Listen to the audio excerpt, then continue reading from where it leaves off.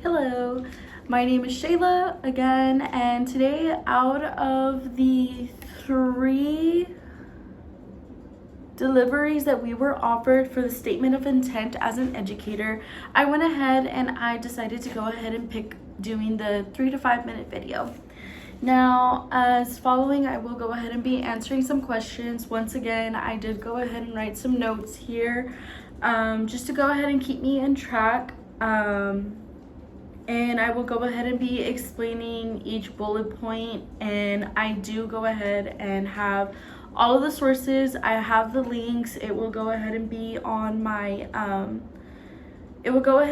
document. On my document, I also do have some websites as sources as well, because I was kind of looking at websites to see to see how to prepare for the test, and the test that I had to prepare for in ways just to accommodate. I do only have one scholarly article on my resources, due to the fact being that that was for one of my personal goals, but we'll go ahead and get there when we get there.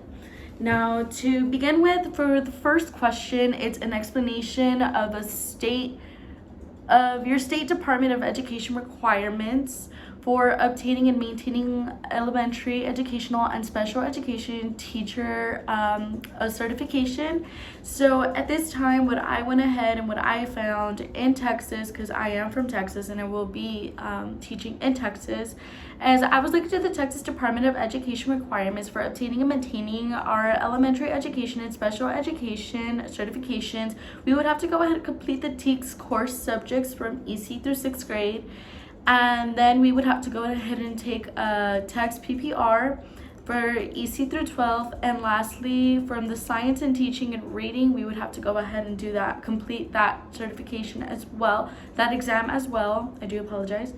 And now, with this having said and mentioned, I think that GCU's program's curricular requirements will help me obtain my certification by obtaining the knowledge that is provided for me and applying it to the test. So whatever I am going ahead and learning at GCU, I will go ahead and have that implemented in the test and use whatever knowledge that I did go ahead and gain in order for me to go ahead and be successful in the test. Now, I am going ahead and seeing here that when I was taking a look, there was a link that did go ahead and show me 240 tutoring. 240 tutoring, it will go ahead and help me by looking at study guides, diagnostic tests, and instructional content, quizzes, and much more. Now, I am a little bit familiarized with 240 tutoring. I was supposed to do that when I was in my undergraduate class going for my bachelor's degree, but unfortunately some things have changed, and I just received my my bachelor's in multidisciplinary studies in education. So that is why I'm going ahead and taking these courses, because I want to go ahead and get certified but get my master's at the same time. So that is something that I will be going ahead and looking forward into, that I think that will go ahead and help me maintain and get my certification and my license to go ahead and be a teacher. And as far as going over to the next topic, it's talking about the professional organizations related to elementary education and special education that you believe that will help me on the ongoing professional development. Now, like I did go ahead and mention, and I do know that I do go back to my undergraduate experiences and my years, but those years and experiences are what kind of is bringing me in here today to speak on behalf of myself, and it's just something that just jogs my memory. I know that when I was of course doing my undergraduate, I did go ahead and join in the ATPE organization, because it does help and it keeps us updated with the education news and ways to teach, and we have that support system other than just going ahead and having our students support us, or our parents, our colleagues, our staff, or anybody else like that in that sort of matter. But this just goes ahead and it just makes everything more elaborate. You're updated with everything. You're not left out with something that is new, and if there's a new test coming up, or if there's a new requirement or recommendation or anything like that.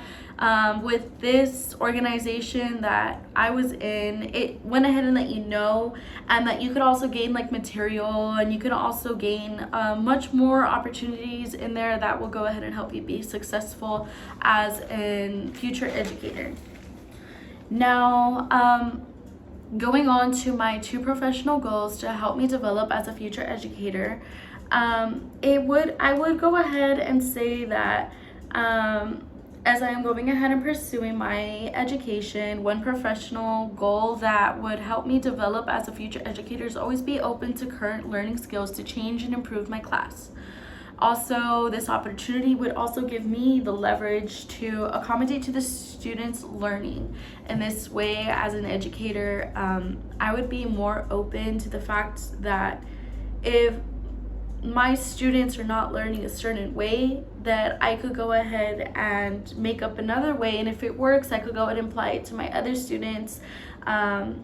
If the other students, whenever they come up to the next grade level, I could go ahead and help them and apply it. And if it's different, then of course I would be learning, and of course I would be open-minded to learning new skills, and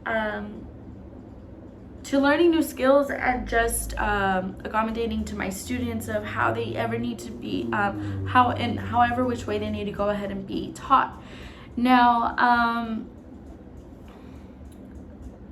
so basically that's kind of what one goal that I do have. Now, another goal that I do have is that I would want my students to be able to go in and leave the classroom learning something new every day. Now, it could either be from, did you know that the sky is blue, but sometimes it turns a different color, and then be like, no, I didn't know that. That's just an example. And it was like, well, yeah, like even if it's just like the most slightest thing, I want my students to always walk out of class and learning something new. And I think that would that is another professional goal that I do have for myself, as that I think will help me as a future educator, because I will be learning like things that my kids didn't know, maybe other kids don't know, and I could go ahead and apply that to them, and it could just go ahead and just escalate from there, and it could just escalate and escalate and escalate to where we're just learning new things all the time, and we're open to new things being learned all the time in my classroom. And with that being said, with this whole class being online, it was a great experience. It was something different. It was really, it was different. It was amazing. It was good. I did go ahead and learn a lot. There were some areas that, and there are still some areas that I am struggling in, such as doing citations and finding where scholarly articles. I do apologize for that.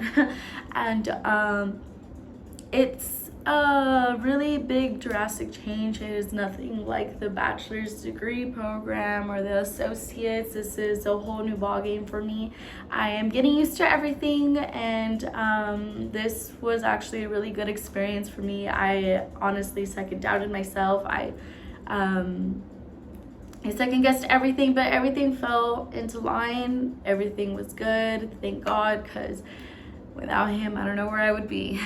And that is my last assignment for this course. And thank you so much for everything. Thank you for also going ahead and accommodating to my needs. And I will be sure to take that with me and use it also on my future students. Thank you.